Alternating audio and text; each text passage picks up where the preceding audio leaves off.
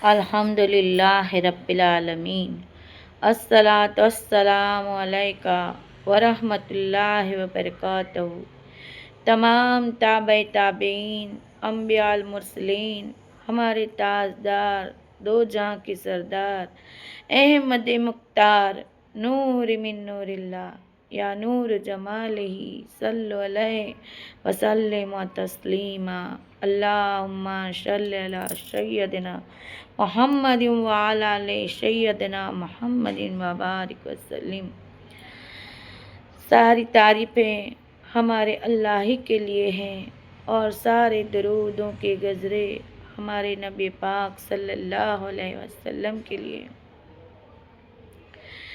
आइए अल्लाह के बंदो, हमारे नबी पाक सल्लल्लाहु अलैहि वसल्लम पर कलाम पाक की आयतें नाजिल हुई और किस तरह आयतें नाजिल हुई, आज हम और आप उनका ज़िक्र करेंगे।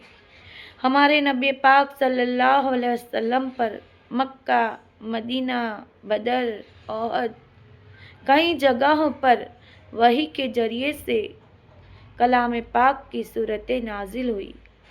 हमारे नबी पाक सल्लल्लाहु अलैहि वसल्लम ने इन सूरतों अपने तरीके से क्रमबद्धता से जमा फरमाई और 30 पारे बनाए। कलाम पाक की सबसे पहली सूरह फातिहा रखी गई, सूरह फातिहा रखी गई। इतनी शानदार सूरत है कि ऐसे कलिमात किसी और उम्मत के लिए नहीं मिले। तोहफे के तौर पर हमें जो मिला वो किसी और को नहीं मिला और बंदों को इसका बेहिसाब सर्फ हासिल हुआ। कुरान पाक में 2 किस्म की सूरतें हैं, कुछ मक्की सूरतें के नाम से है तो कुछ मदनी सूरतों के नाम से जाहिर है। कुछ लोग यह मानते हैं कि मक्के में नाजिल हुई सूरत मक्की है और मदीने में नाजिल हुई सूरत मदनी है।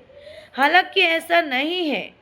जो हिजरत से पहले नाजिल हुई वो मक्की है और जब हमारे हुजूर सल्लल्लाहु अलैहि वसल्लम हिजरत कर गए और नाजिल हुई वह मदनी है।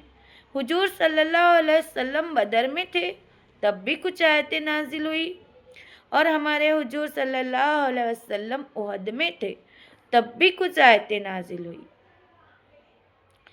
तो कहा यूँ जाएगा, मक्का जाने से पहले जो सूरतें नाजिल हुई वो मक्की और हमारे हुजूर सल्लल्लाहु अलैहि वसल्लम मदीना शरीफ हिजरत कर गए उसके बाद जो सूरतें नाजिल हुई वो मदनी है। अस्सलामु अलैकुम वरहमतुल्लाहि वबरकातुहू। आगे हम बिस्मिल्लाहिर्रहमानिर्रहीम की फजीलतें बयान करेंगे।